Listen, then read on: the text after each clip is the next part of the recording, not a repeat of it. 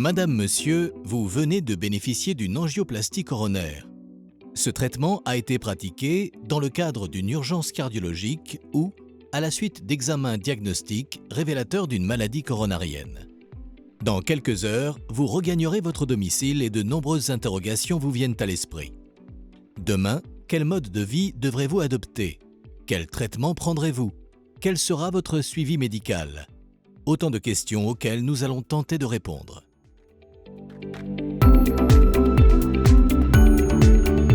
La maladie coronaire survient fréquemment chez des patients présentant un ou plusieurs facteurs favorisants appelés facteurs de risque cardiovasculaire. Il existe des facteurs de risque majeurs et mineurs. Les 5 facteurs de risque majeurs sont les suivants: diabète, hypertension artérielle, tabagisme, hypercholestérolémie et hérédité coronaire. Les facteurs de risque mineurs sont la sédentarité, l'obésité, le stress, l'âge, le sexe masculin, une mauvaise alimentation. Vous avez sans doute identifié dans cette liste les facteurs qui vous concernent. Notre objectif est de les maîtriser. Les médecins traiteront votre hypertension artérielle, diabète ou hypercholestérolémie.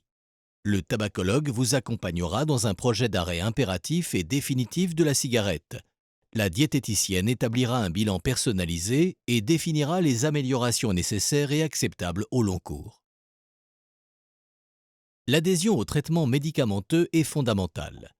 Le traitement fluidifiant dit anti-agrégant plaquettaire comprend généralement l'aspirine en association avec un second médicament qui peut être du ticagrelor, du prasugrel ou du clopidogrel. Ces traitements agissent sur vos plaquettes sanguines et permettent une acceptation des stents implantés dans vos coronaires. Ne les oubliez jamais, ils sont vos anges gardiens. 1 ou 2 traitements à visée cardiaque seront souvent préconisés pour permettre à votre cœur de conserver sa puissance ou de la recouvrer après un infarctus et d'éviter d'éventuels troubles du rythme. Enfin, une statine sera prescrite quel que soit votre niveau de cholestérol. Le mauvais cholestérol, appelé LDL, doit être réduit de 50% et descendre en dessous d'un seuil de 0,7 g par litre. Tous ces traitements ont été étudiés dans des études cliniques et ont prouvé qu'ils réduisent le risque de récidive des événements cardiaques.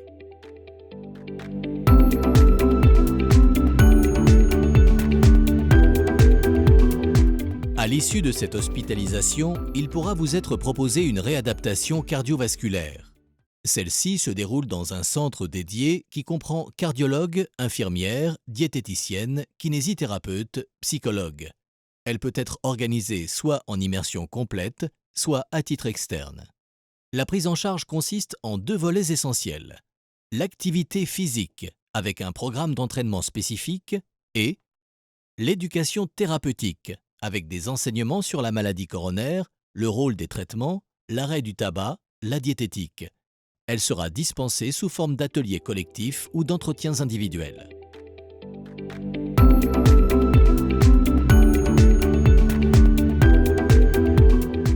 L'activité physique participe à votre hygiène de vie. Certains patients n'osent plus faire de sport craignant un nouvel événement cardiaque. Il n'en est rien. Le cœur est un muscle que vous devrez faire travailler dans un esprit d'endurance. Vous pourrez pratiquer la marche, le jogging, le vélo ou la natation. Peu importe le sport. Choisissez celui qui vous plaît pour un usage durable. Seuls les sports violents ou intenses sont contre-indiqués. Le rythme préconisé est de 2 à 3 fois par semaine pendant 30 à 60 minutes environ. Le sport contribue à la maîtrise de votre poids, au sevrage tabagique, au contrôle de la pression artérielle et au bien-être psychologique.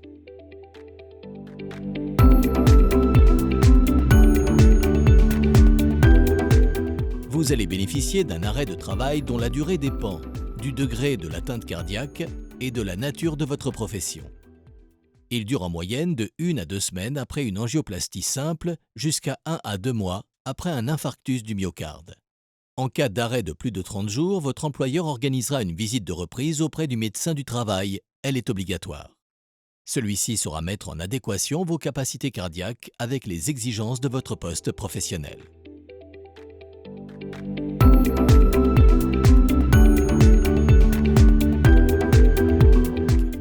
Votre cardiologue assurera votre suivi dans les mois et années à venir. Vous bénéficierez de consultations, tests d'effort et échographie cardiaque. Le rythme de ces examens vous sera précisé.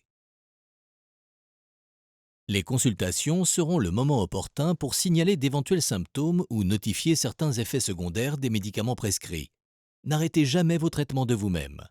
Votre médecin est là pour vous écouter et les modifier si besoin. Nous venons de vous donner des éléments de repère des efforts à accomplir. Une hygiène de vie satisfaisante et un suivi cardiologique adapté sont désormais indispensables. C'est dans ces conditions que vous conserverez la confiance et mènerez une vie personnelle et professionnelle épanouie.